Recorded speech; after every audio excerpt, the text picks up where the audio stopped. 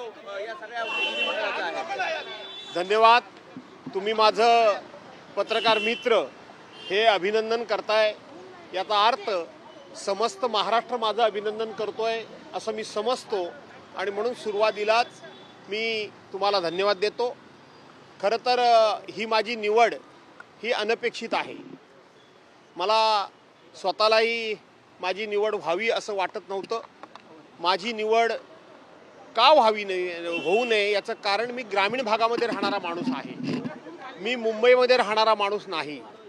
आणि म्हणून मुंबईमध्ये राहणारा माणूस नेहमी मंत्रालय विधिमंडळामध्ये त्याला येणं जाणं सोयीचं पडतं आणि म्हणून ही निवड ही एका मुंबई शहरामधल्या राहणाऱ्या सिनियर माणसाची व्हावी आणि विशेष करून आमचं युवा नेतृत्व आणि आमच्या पक्षाचं भवितव्य आमदार आणि माजी मंत्री आदित्यजी ठाकरे यांची निवड व्हावी असा मी आग्रह धरला होता।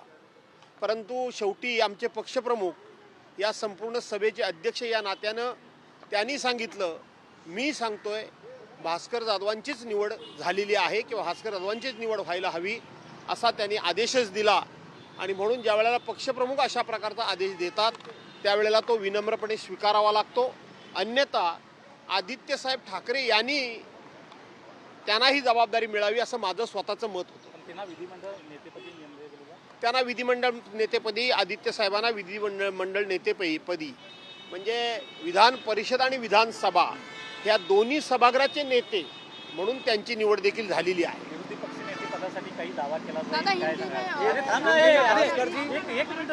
प्रश्न विचारतो, थांब ना। असं आहे की आम्ही जरूर शपथविधी झाला, विधानसभेच्या अध्यक्षांची निवड झाली की आम्ही नक्कीच राज्याच्या मुख्यमंत्री पदाची निवड झाली की आम्ही जरूर विद्यमान सरकारकडे आणि विधानसभा अध्यक्षांच्याकडे विरोधी पक्ष नेतेपद आम्हाला मिळावं याची मागणी ही आम्ही रितसर करणारच आहोत। हिंदी में आपको पार्टी का नेता चुना गया है, आपकी जिम्मेदारी बढ़ गई है, साथ साथ में अब विरोधी पक्ष नेता को लेकर भी चर्चा चल रही है। आप लोग तीनों पक्ष एक साथ आकर विरोधी पक्ष नेता पर फैसला लेंगे?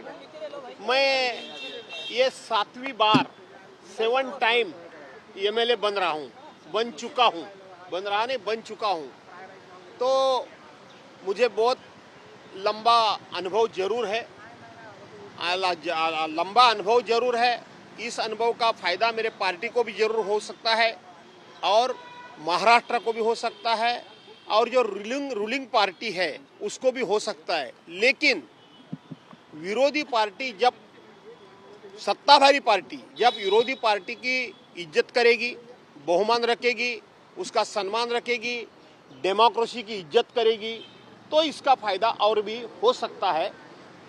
लेकिन उन्होंने कुछ भी किया तो भी मेरे पार्टी को तो मैं जरूर फ़ायदा करा के दूंगा।